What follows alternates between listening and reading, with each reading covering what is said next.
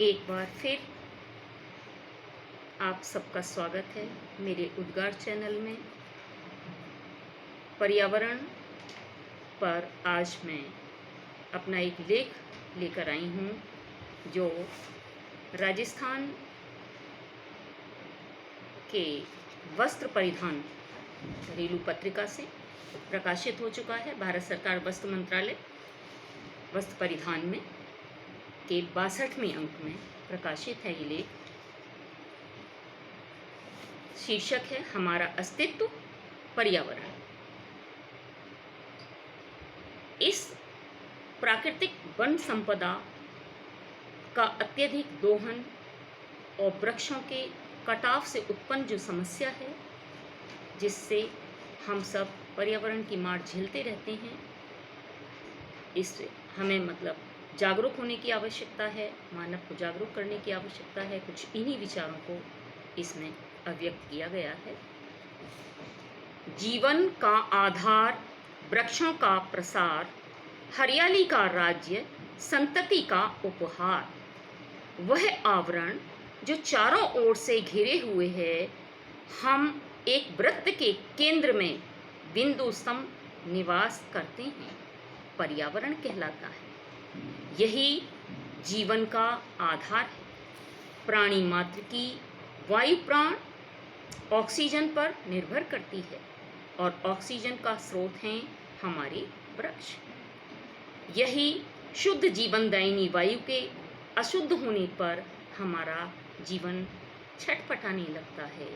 हम बिना शुद्ध वायु के कुछ क्षण में समाप्त हो जाते हैं।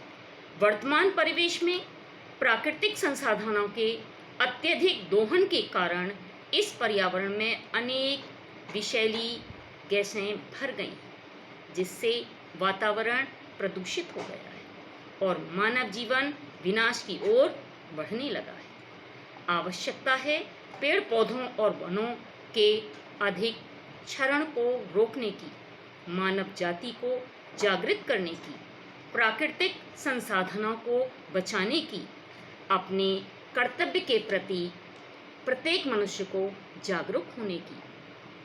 अन्यथा समस्त वैभवमयी सृष्टि एक दिन काल कवलित हो जाएगी। इसके लिए सर्वप्रथम ऐसी विचारधारा को पल्लवित करना चाहिए।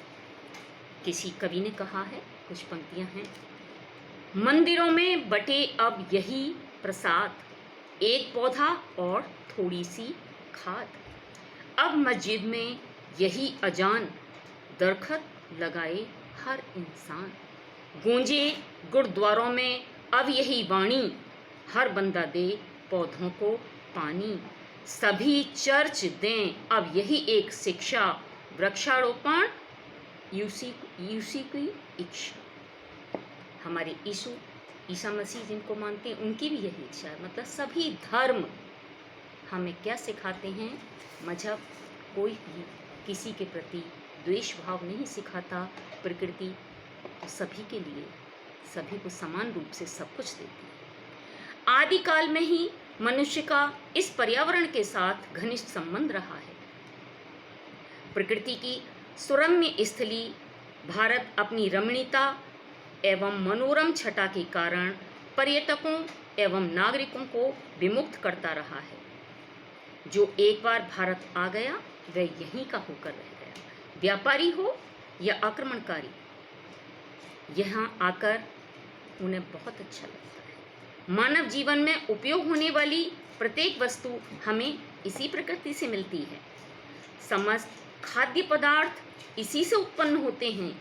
निस्वार्थ भाव से परोपकारी व्यक्ति की भांति ये पेड़ पौधे, सरिताएं हमारी सेवा में हर समय 24 घंटे उपस्थित रहती हैं। तभी तो कहा गया है, वृक्ष कभू नहीं फल भके, नदी न संचय नीर, परमारथ के कारणे साधुन धरे शरीर। हमारे देश के प्रसिद्ध वैज्ञानिक जगदीश चंद्र बसु ने भी पेड़ पौधों में जीवन के एहसास की वकालत की है। इन्हें भी इंसान की तरह सुख दुख का अनुभव होता है, धूप ताप से प्रभावित होते हैं।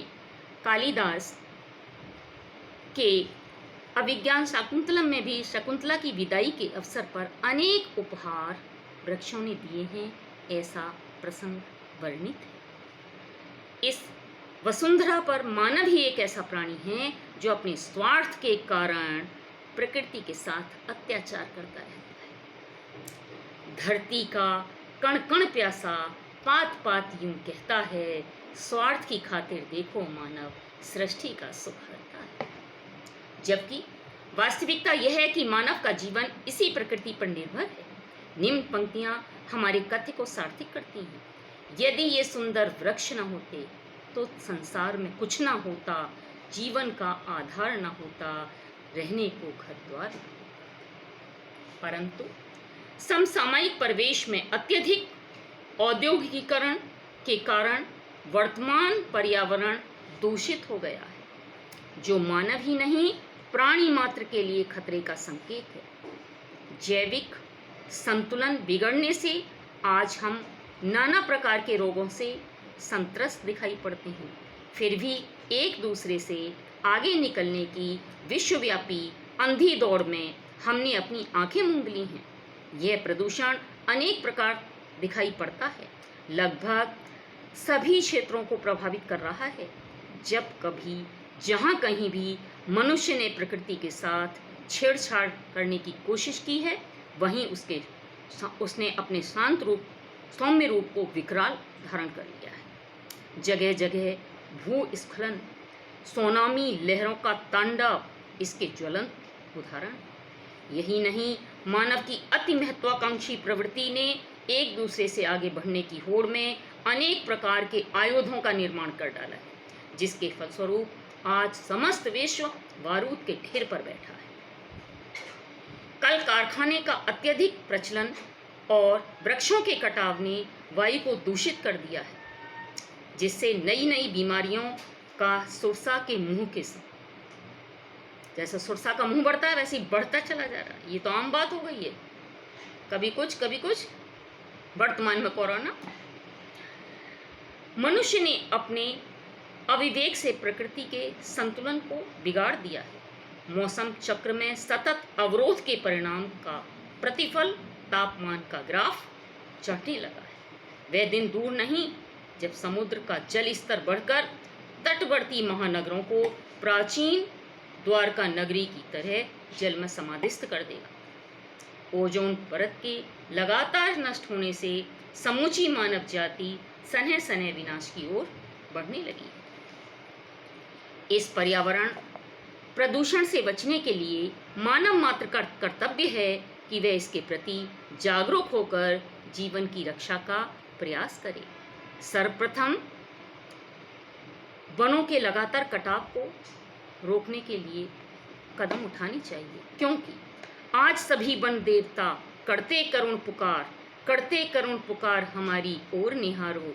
भारत वीरो फिर रचो नूतन नव संसार, जीर्ण शीर्ण हो गए हमारी दशा सुधारो। यदि हम अपनी स्वार्थी और संकुचित मानसिक वृत्ति का परित्याग कर सजग हो जाएं तो चारों ओर हरियाली का साम्राज्य होगा।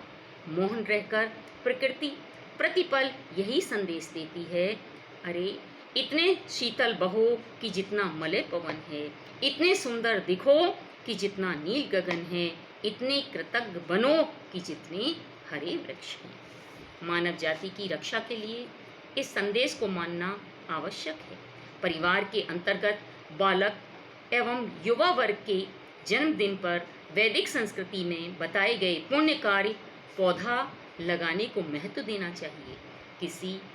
किसी भी शुभ अवसर पर स्मृति स्वरूप सगे संबंधी और मित्रों को उपहार में पौधों का वितरण कर लकड़ी के नए विकल्प ढूंढे जाएं।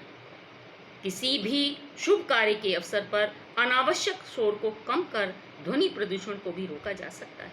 इसके अतिरिक्त घातक बीमारियों को उत्पन्न करने वाले उद्योग धंधों को तत्काल बंद कराने की ओर कारगर कदम उठाए जाने चाहिए।